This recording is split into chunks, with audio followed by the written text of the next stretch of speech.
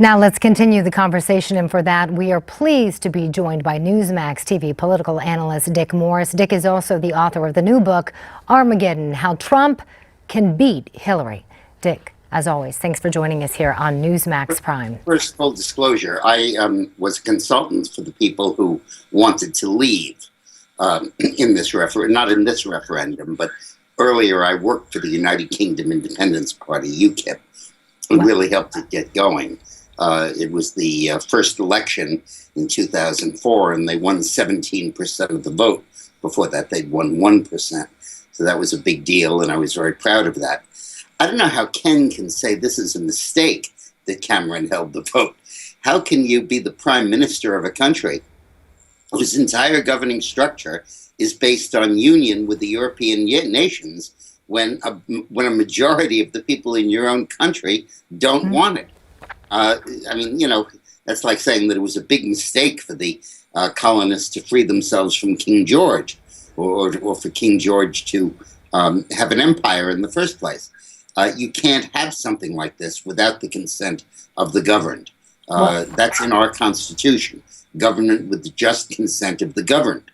So how can you possibly say it was a mistake to let the governed have a voice in whether or not they consent? Well, maybe he meant more of a mistake for his political career, considering he's going to be resigning in October. We now want to go to the phones. We have DeMont from Vermont joining us via phone. Hello there, DeMont. How are you? I'm fine. Hi, DeMont. I'm fine. How you doing? Great. What's your question or comment? Well, I just got a comment. Like, I mean, we should just focus on the youth. You know, I'm from St. Louis, Missouri, and there's a lot going on. I'm watching a lot of politics. I just want everybody to get along, you know, be friends, you know, because it's getting crazy out here. Yeah, I'm afraid I don't understand exactly what you're saying, but let me just comment on the Brexit vote. This is the same tsunami that is sweeping the United States. Mm-hmm. It's the same reason that Bernie Sanders almost defeated Hillary Clinton for the nomination. It's the same reason Donald Trump defeated Bush and the whole field for the Republican nomination. And it's the underlying swell of massive public disapproval of the way globalization is affecting the average American and the average Brit. Yeah, and a lot of people have been talking about the parallels there. Dick, President Obama spoke about Brexit earlier. I want to, if we can, play for our viewers the video, what he had to say, and get your reaction, Dick. I do think that yesterday's vote speaks to the ongoing changes and challenges that are raised by globalization. But while the UK's relationship with the EU will change, one thing that will not change is the special relationship that exists between our two nations. That will endure. The EU will remain one of our indispensable partners, and our shared values, including our commitment to democracy and pluralism and opportunity for all people in a globalized world, that will continue to unite all of us. Dick, I really want to get your insight about this. Our parent website, Newsmax.com, has an article that says that the media is hiding President Obama's role in the Brexit disaster. Do you agree? He was there, after all, in April, upset a lot of Brits who thought that he was interfering with their politics. Oh, he sure was. He not only endorsed remaining, he implied that the United States might reduce its contact with Britain or cut Britain loose if they severed from the European Union. He was not only decidedly interventionist, but threatening in the way he did it. But look, there's a deeper issue here, and we have to confront it, and we should talk about it. That we all make decisions on economics based on profit and loss and efficiency and lowering the cost of products and profit margins that totally ignore the needs of the average person. And the average person is looking at this and saying the leaders I elect are interested in globalization and global markets, not me, and not Americans and not Brits. And they want them to come back home and protect their interests, which is, I think, an understandable reaction to the kinds of changes of globalization. Let me say this. I think that the Anglosphere is going to dominate the world.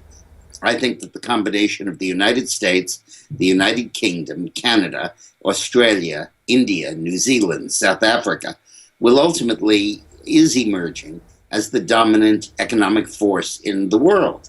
And I think this can only bring them closer and could only strengthen the special relationship between the UK and the US. And it is that relationship, not the relationship of the UK and Germany or the UK and France, that is ultimately going to impel economic progress in the world, because those are the only societies committed to free markets. Germany and France are not. They're committed to a quasi-socialist system, very much like Obama is. And the capitalists of the world unite and have economic freedom and political freedom. Well, we want to talk more when we come back after the break. We want to talk more about the political ramifications of the Brexit decision. Specifically, we want to talk about Hillary Clinton.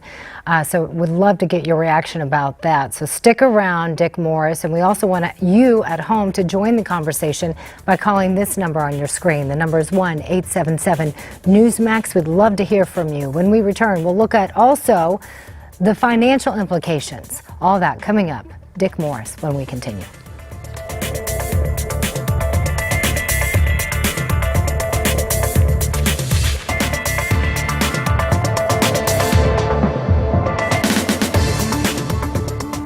And welcome back to Newsmax Prime. I'm Miranda filling in tonight for both Steve Malzberg and JD Hayworth, who both have the night off. Let's talk more about the financial impact Brexit is having here on global markets. There's really only one way to describe the response, and that is complete shock, or gobsmacked, to use the British slang.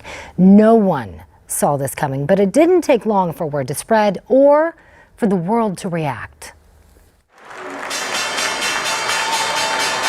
The British pound dropped to its lowest level against the dollar in more than 30 years, sending shockwaves through the international markets. Absolute disaster. I just can't believe it's happened. The choice to Brexit, as it's been called, has also left question marks over the fate of London as Europe's top financial center. Kevin, you got it! Already, European Central Bank says it may force euro trading out of London. Will things go to Frankfurt or Paris, or will they actually move to New York?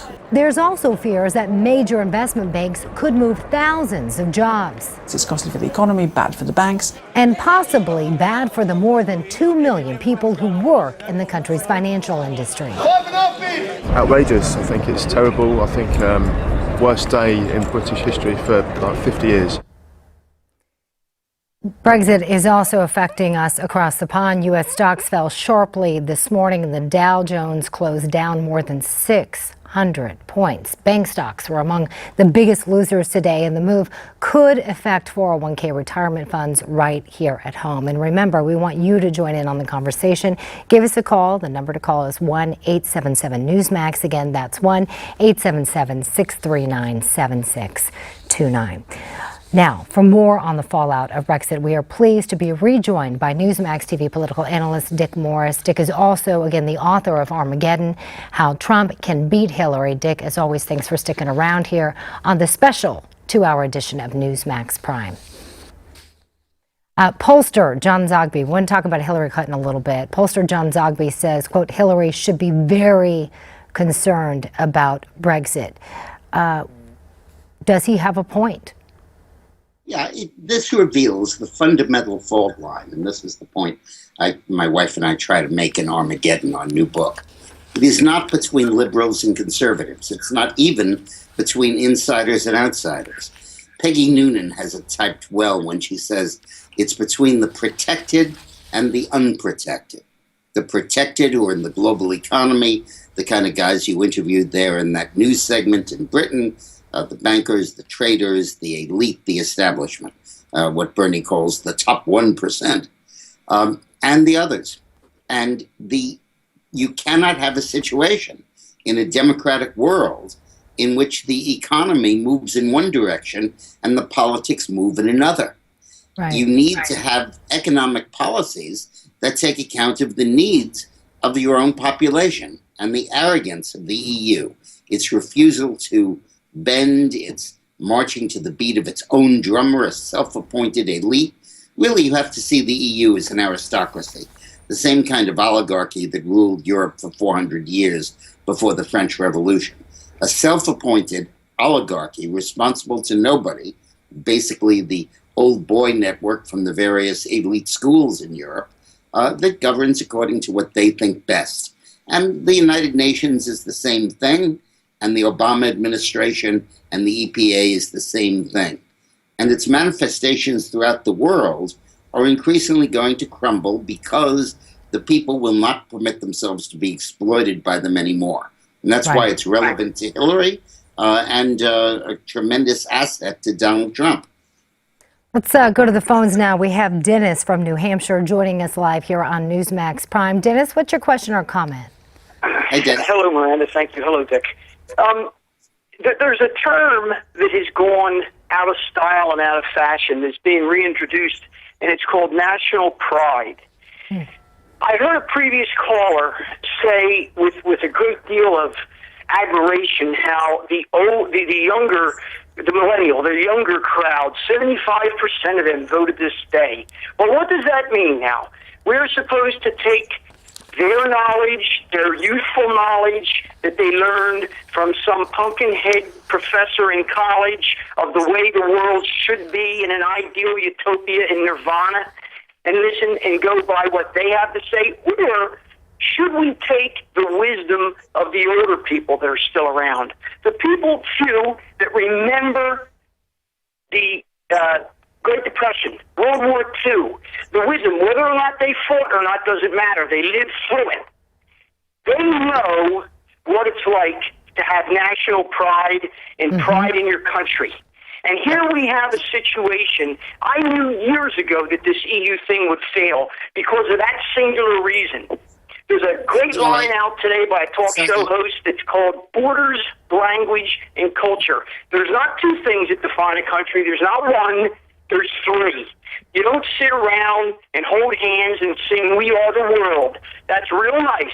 But the reality is people are proud of their homeland, where they were born, and of their heritage. All right, nationalism. Dennis, thank you so much. That was very, very well put, and I can tell you want to react to that, Dick. Go ahead. Dennis is quite right. And the whole idea of national pride. You know, John Sullivan, who used to work for Margaret Thatcher, who's a brilliant writer and thinker about Europe and a supporter of the Brexit forces, I believe, said that the reason that you don't have as much Muslim extremism in the United States as you do on the continent, you have the occasional lone wolf, but you don't have anything like what you have there, is because we have a national narrative, the American dream, that competes against the Islamic narrative of the world state jihad. And in Britain, you used to have that, which was a belief that Britain was civilizing the world and was teaching democracy to the human race. But now that's bad. That's seen as colonialist. That's seen as empire, imperial. And as a result, there is no national narrative. You can spend a week and a half in Holland before you see the national flag. It doesn't exist, replaced by the European Union. And the idea of the heritage of each country, and particularly in a continent that is not used to democracy, where none of the major states had functioning democracies 70 years ago, and two of them were outlaws as fascist regimes. And now we're having a European Union that does not have democracy, a parliament that can't pass bills, can't introduce bills, an executive that is stymied and completely controlled by its bureaucracy. You're talking here about a Britain with a tradition of democratic rule that runs completely counter to what the European Union is. I was struck recently by a quote of Winston Churchill during World War II. When some were urging him to surrender, he said, "And if this island heritage of freedom should come to an end, let it be when each of us is on the ground, choking in his own blood." Dick, I want to go back to, it's hard to follow up with that. I want to go back to kind of the financial impact, and I want to go back to something a phrase that you know very well. It's the economy, stupid, became the de facto slogan for Bill Clinton's election in 1992. Let's take a look at an ad from Bill's campaign, and then we want to get your reaction. For 650 people who once worked here, there are no jobs. The Decaturville sportswear factory closed and moved overseas. We were just family. It was a good place to work. It just hurts plumb down to the heart. It didn't have to happen.